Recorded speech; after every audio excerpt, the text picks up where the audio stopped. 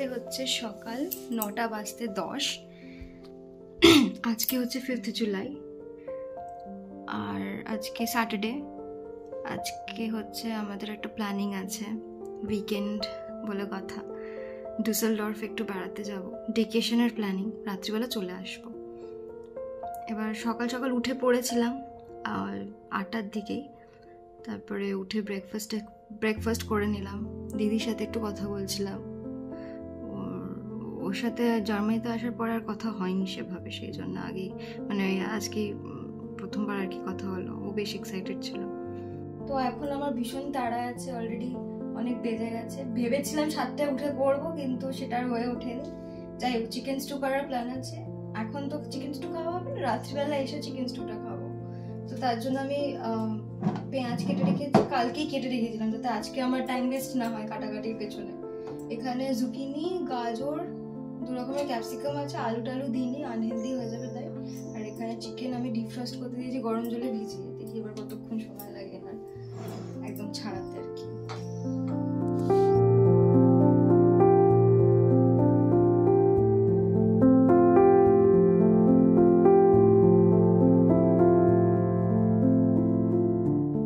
তো আমার chicken stew already হয়ে গেছে, দেখতেই পাচ্ছ।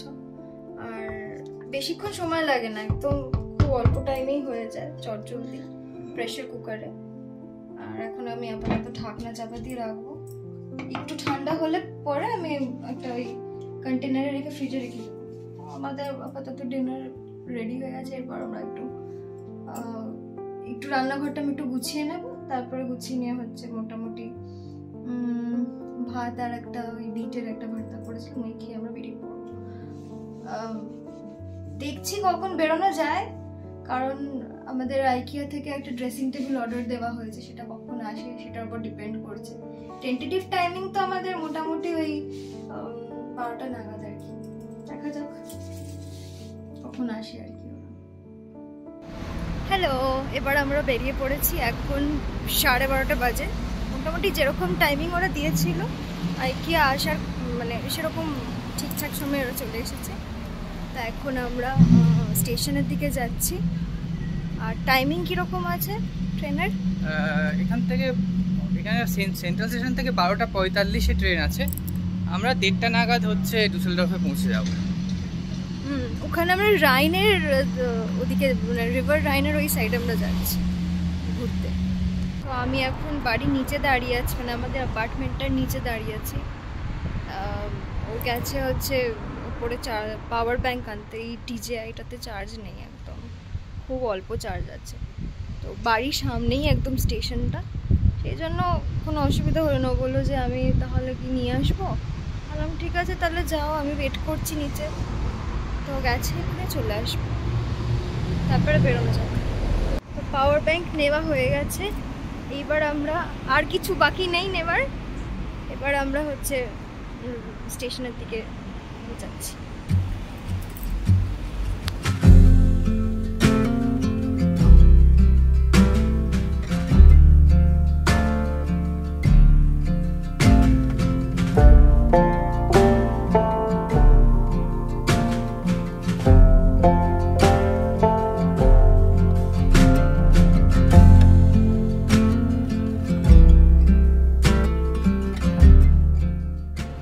ডুসেলডর্ফ স্টেশনে পৌঁছে গেছি অলরেডি।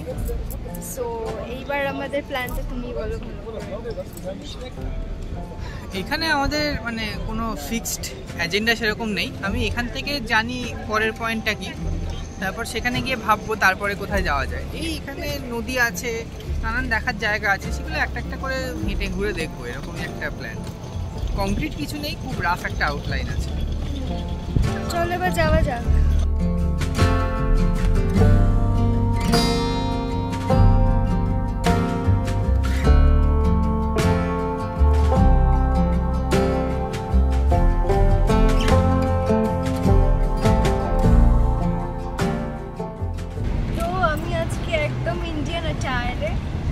বেশ ইচ্ছে হলো এখানে একটু বেড়াতে এসে একটু ইন্ডিয়ান পরে আসি, কারণ এই জামা কাপড়গুলোতে রয়েছে, পরা হচ্ছে না।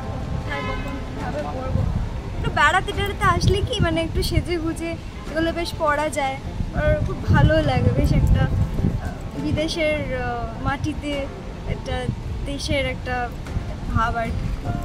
যাই হোক, আমার পুরো ড্রেসটা হচ্ছে। চলো এবার যাওয়া যাবে। তো আমরা এখানে একটা, এটা কি জায়গা বেশ, Königsalley।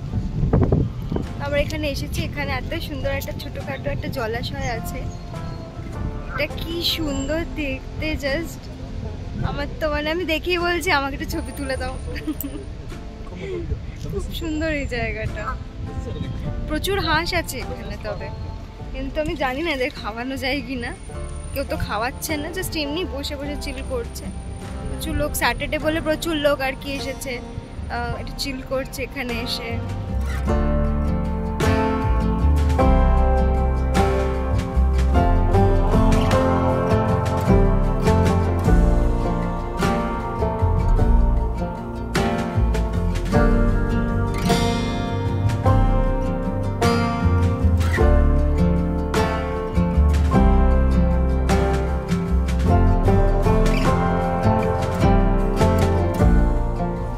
এখন রাইনের দিকে যাচ্ছি।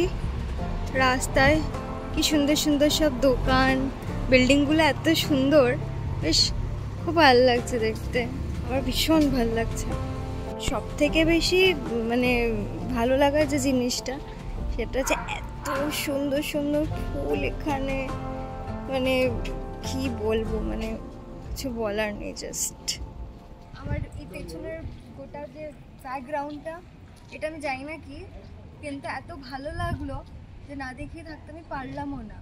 কেমন একটা বেশ টিপিক্যাল রূপকথার গল্প টাইপের মানে একটা ফিল আসছে, মানে এত ভালো লাগছে, মানে যেখানেই যাচ্ছি সেই জায়গাটাই এত ভালো লাগছে যে আমার সিরিয়াসলি কিচ্ছু বলার নেই। এখানে গাছপালা থেকে শুরু করে প্রত্যেকটা বাড়ি, রাস্তা, প্রত্যেকটা জিনিস এত সুন্দর।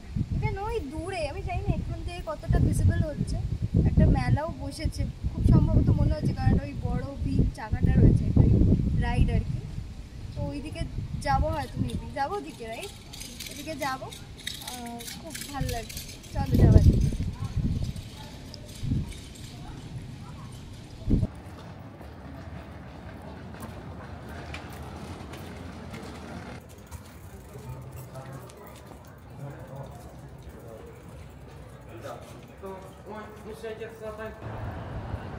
তো এবার দেখতেই পাচ্ছ সেই বিখ্যাত রাইনের ধারে আমরা দাঁড়িয়ে আছি, আমি দাঁড়িয়ে আছি, আর দীপন ক্যামেরার উল্টো দিকে রয়েছে অফকোর্স।